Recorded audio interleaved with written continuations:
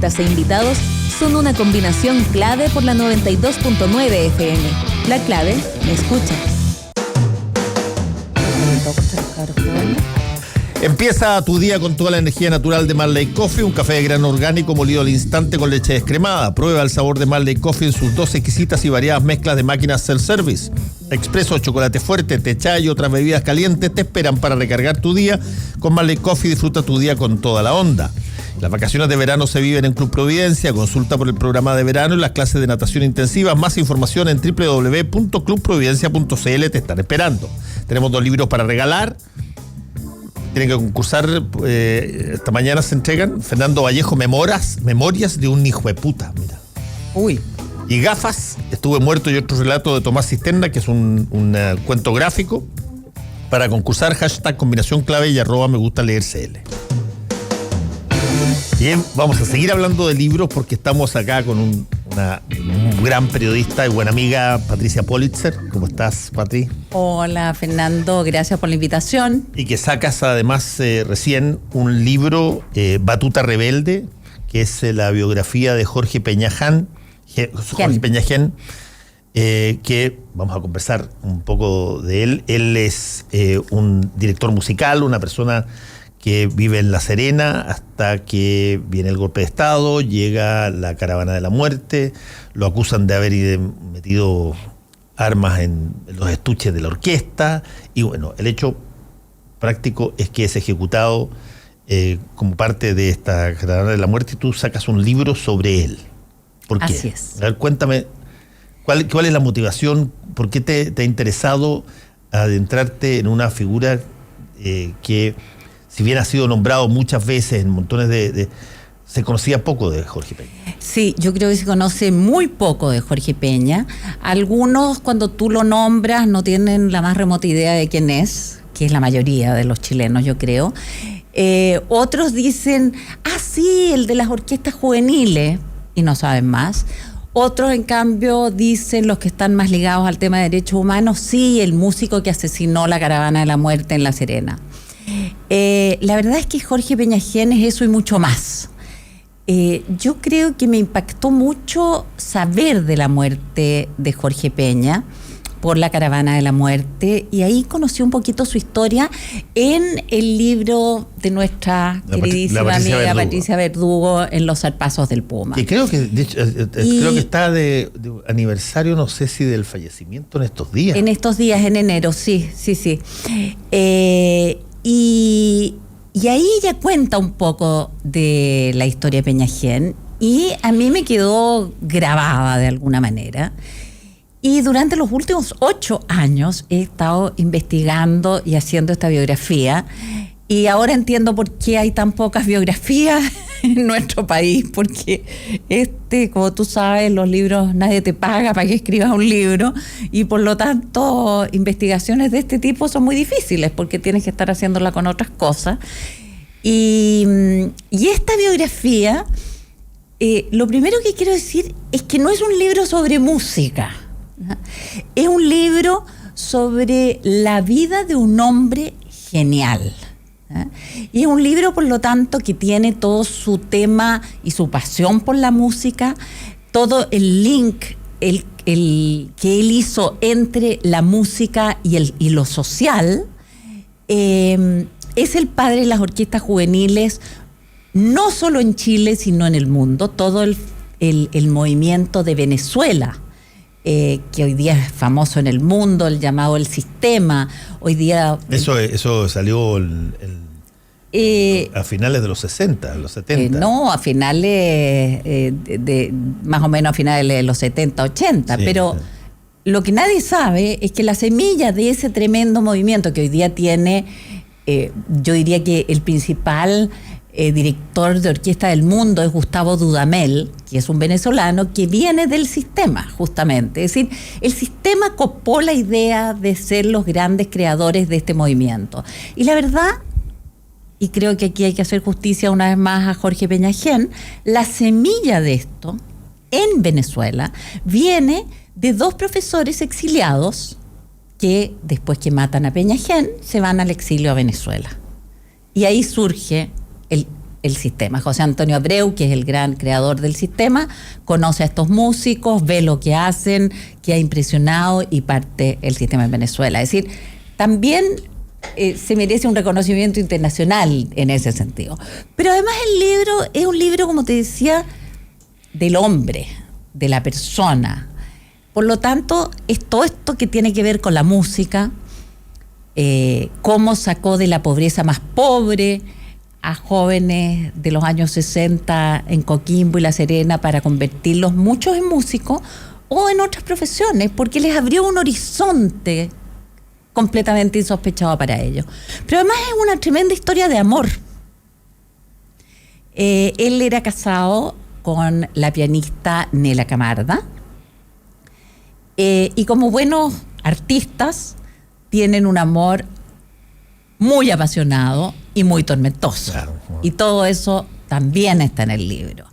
Y finalmente está esta tragedia que tú mencionabas de la caravana de la muerte, que es realmente horrible. Yo logré hablar con hijos de los fusilados y también logré contar la historia de 2 sobrevivientes de esa matanza. Entonces el libro, como le dije a un amigo mío, mira, es un libro perfecto, tiene tragedia, amor y toda una historia cultural potente. Entonces me dijo, oye, pero te falta la tradición. Y no falta la tradición, también hay tradición en la historia de Jorge Peñafiel, y una tradición tremenda. A ver, ¿en qué radica la tradición? Lo que yo te podría decir hay ciertas cosas que impresionan mucho de lo que fueron los primeros meses, los primeros años, 2 primeros años del golpe, cuando se toma la decisión de transmitir en términos gráficos si tú quieres, lo rotundo que iba a ser la posición respecto de quienes estaban en posiciones distintas. Y ahí, entre otras cosas, surge la caravana de la muerte, que no es nada más que el apurar ejecuciones para que se sepa, para que se vean, para que generen miedo. En ese sentido estoy 100% de acuerdo contigo, y yo creo que de alguna manera Jorge Peñafiel es el Víctor Jara de La Serena. Es decir, si tú puedes ejecutar a un hombre como Víctor Jara, puedes ejecutar y cortarle las manos a cualquiera. Si puedes en La Serena matar a Jorge Peñafiel, él era hijo ilustre de La Serena, respetado por moros y cristianos. Él, hoy como que su gran legado son las orquestas infantiles y juveniles, pero mucho antes que eso, él crea en La Serena un polo cultural muy potente. Además, siendo socialista y agnóstico, él producía todas las Navidades unos retablos de Navidad gigantescos con actuaciones, músicas, coros, en fin, todo en la plaza de La Serena, donde iban miles y miles de personas. Es decir, si tú podías matar de esa manera brutal a ese hombre, al cual el fiscal Casanga, que era el fiscal que supuestamente los juzgó, entre comillas, le había dicho a su padre el día anterior o 2 días antes que saldría en pocos días, porque no habían acusaciones relevantes en su contra.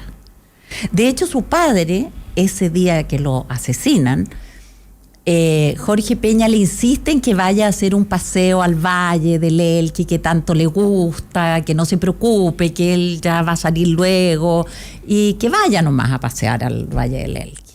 Y a la mañana siguiente su padre se encuentra con la noticia que la tarde anterior lo habían asesinado. Entonces, claro, es un símbolo muy, muy brutal. Y cuando te hablo de traición, es porque Jorge Peñafiel era un hombre absolutamente pluralista, no sectario. Más aún, muchos dicen que uno de sus grandes errores fue contratar durante la Unidad Popular a profesores de música para la escuela que él fundó, que venían de Patria y Libertad, es decir, de la extrema derecha. Él nunca les preguntó quiénes eran, sabía, por cierto, pero para él lo único importante, él decía, mi única ideología, a pesar de ser un militante socialista desde la adolescencia, mi única ideología es Bach. Y por lo Bach. Y por lo tanto, si él tenía que contratar un buen profesor de violín, lo contrataba independientemente de su posición política. Es decir, sectarismo ninguno. ¿Pudiste? Y esas personas estuvieron en el complot contra él cuando, durante la Unidad Popular, la sociedad se empezó a polarizar de una manera brutal. Y ahí empezaron las traiciones. Incluso a él lo habían sacado del cargo de director de la escuela que él había fundado unos meses antes. ¿Tú pudiste, Patricia Politzer, conversar con gente que estaba en otros signos políticos de esa época para el libro? ¿O no se habla? ¿O Jorge Peñagén es un tema no tocado? No, a ver, durante muchos años el solo nombre de Jorge Peñagén era peligroso, es decir, durante años nadie habló en La Serena de Jorge Peñagén. Uno de los primeros homenajes que se le hacen, que lo organiza una de sus alumnas, es como finalizando ya los años 80, poco antes del plebiscito, de haber sido 86, 87, no recuerdo exactamente el año preciso. Y en ese homenaje quieren hacerlo en la catedral. El arzobispo de La Serena en ese momento era Monseñor Piñera, que era uno de los hombres cercanos al cardenal Silva Enríquez, preocupado de los derechos humanos, y él finalmente solo se atreve a prestarle una sala del lado de la catedral, pero no hacer el homenaje en la catedral a fines de los 80. Es decir, así de peligroso era el nombre de Peñagén. Ahora, no logré hablar con los profesores de aquella época porque ya no viven, pero sí hablé con alumnas de él que eran de otro signo que el de él. No hay nadie de sus alumnos que me haya dicho otra cosa que sea Jorge Peñagén nunca aceptó que la política entrara en nuestra orquesta. Nunca. La acusación de las armas que tú mencionabas al comienzo. Los estuches de los instrumentos. Eso es a raíz de una gira que ellos hacen a Cuba a comienzos en el verano del 73. Y es una acusación tan absurda que él ni siquiera se digna responderla. Es decir, que te digan que las estuches de los instrumentos desde el viaje a Cuba venían con armas.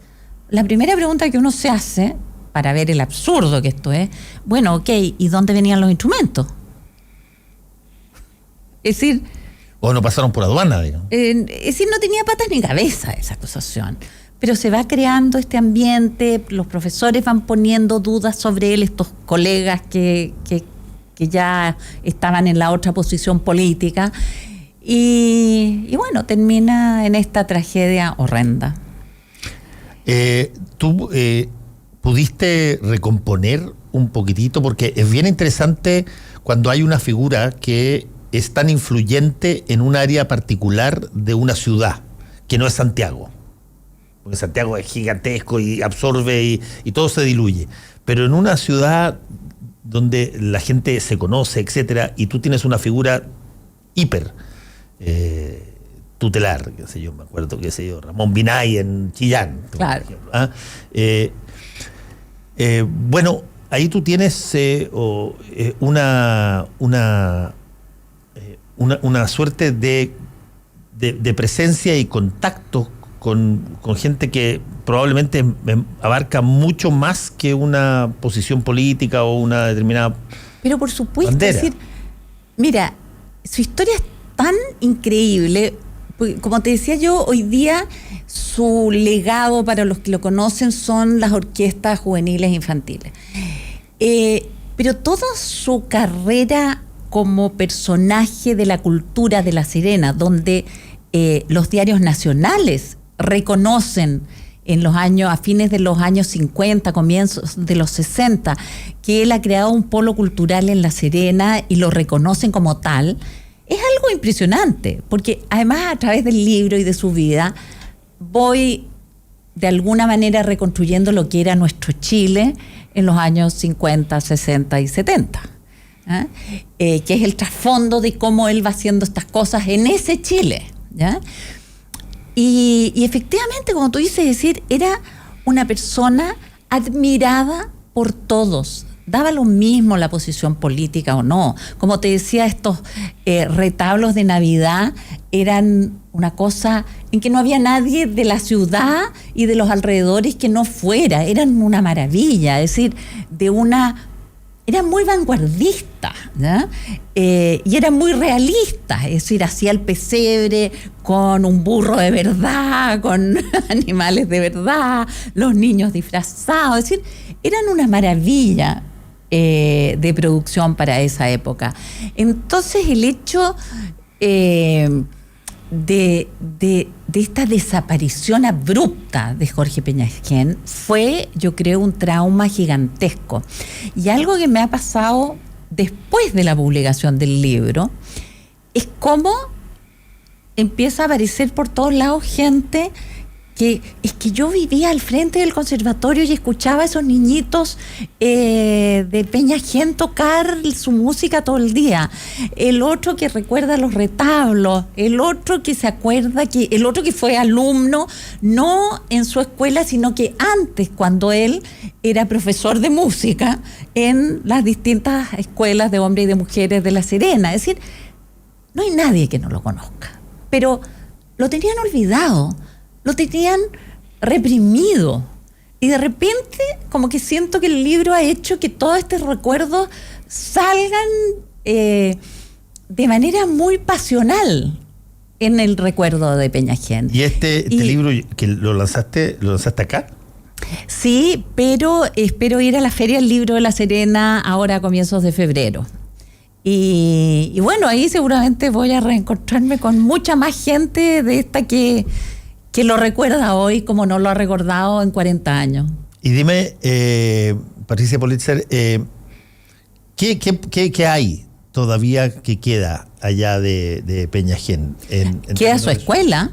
Su escuela sigue vigente. Y hoy se llama Escuela Jorge Peñajién. Ahora, sorprendentemente, mientras yo hacía mi investigación, le pregunté a algunos serenenses si sabían quién era Jorge Peñajién. Me decían, sí, el nombre de una escuela. No sabían quién era. No tenían la menor idea de quién era. También el año pasado se inauguró una estatua de Jorge Peñajién en la plaza de La Serena. Ahora, yo me demoré 8 años en esta investigación, entre que lo dejaba, lo retomaba, perdía el hilo, sentía que no se me armaba el puzzle. En fin, la escritura no es fácil, y menos en algo que yo quería que fuera realmente leído como una novela. Es decir, a mí lo que más me importa es cuando la gente me dice, lo estoy leyendo y no puedo parar. Eso para mí es el mejor elogio de todos. Pero como decía la gran psiquiatra Lola Hoffman, no hay casualidades en la vida, solo sincronías. Y yo creo que Jorge Peñajién quiso estar presente en este momento político de Chile. Es decir, no salió 3 años antes el libro, no pude hacerlo 3 años antes, salió ahora, ¿no? Y creo que quiso estar presente precisamente porque el libro te muestra esa tragedia que ocurre cuando en una sociedad la polarización llega a extremos inaceptables, donde el otro ya no es respetado y es visto como un enemigo al cual se puede matar. Y creo que esa lección, ese testimonio de Jorge Peñajién, la verdad es que la descripción de toda su muerte es bastante detallada en el libro. Es tremendo. Y creo que es un campanazo, una luz roja para decirnos, ojo, con la polarización y la agresión verbal y la agresión física de unos a otros. ¿No te dieron ganas de buscar los otros equivalentes a los Peñajén que pueden haber en distintas partes? Porque yo me imagino que no debe ser un caso único de alguien que desde el mundo cultural o desde otro mundo revitaliza y funciona también en una ciudad. Que se daba mucho eso de tener alguien que era súper prominente en una materia. Me estás dando más tareas, Fernando. Bueno, estoy recién tratando de respirar después de 8 años de Peñajén en mi cabeza, matiné, muy noche, porque la verdad es que como uno tiene que ganarse la vida... ¿Él componía también originalmente? Él componía música para películas cuando estaba en el conservatorio y se ganó el premio, creo que el primer premio a una cinta sonora de una película chilena. Componía, dirigía y tenía una fuerza organizativa. Es decir, no conocía el no. Tenía una capacidad para convencerte de sueños imposibles que era impresionante. Y esa es la fuerza, yo creo, de un genio, de alguien. Mira, otra cosa que es interesante, hoy día las orquestas infantiles y juveniles se asocian mucho al maestro Fernando Rosa, sí, con justa razón, porque él fue el que rearmó el movimiento cuando volvió la democracia desde el Ministerio de Educación, cuando el ministro era Ricardo Lagos. Lo curioso es que cuando Peñajén empezó a crear y creó su primera orquesta y después su escuela, los músicos tradicionales de conservatorio estaban completamente en contra de esto. Consideraban que esto era una locura absoluta. Y uno de los principales líderes de ese momento, de ese movimiento anti-Peñajén, era ni más ni menos que Fernando Rosa, que después reconoció que el que tenía razón era Peñajén. Y eso, a mi juicio, lo valoriza aún más a Fernando, digamos. El libro se llama Batuta Rebelde, de Jorge Peñajén, una biografía. La autora Patricia Politzer ya está disponible en todas partes. Está en librería, sí, desde ya. Muchísimas gracias por estar acá con nosotros, Patricia. Ojalá que te vaya muy bien con el libro. Muchas gracias, Fernando, e invito a todos los que nos están escuchando a leerlo y les aseguro que no se van a aburrir. Oye, a propósito, ¿la música de él está disponible también? Hay alguna música disponible, hay algunos CD, y yo pienso que en los últimos años ha ido recuperándose. De hecho, una de las cosas bonitas en la presentación del libro, que fue en la Fundación de Orquestas Juveniles, tocó un cuarteto, el Cuarteto Guayacán, tocó un movimiento de una pieza de él, que fue muy lindo. Patricia Politzer, muchas gracias por haber estado acá, y a todos ustedes nos encontramos mañana. Chao, chao. Club Providencia, un lugar para encontrarnos en familia, presentó Combinación Clave. Fueron 3 horas de información, realidad y debate junto a Fernando Paulsen y nuestros panelistas e invitados. Volvemos mañana con los temas que nos importan para seguir debatiendo y conversando. Combinación Clave. La clave me escucha.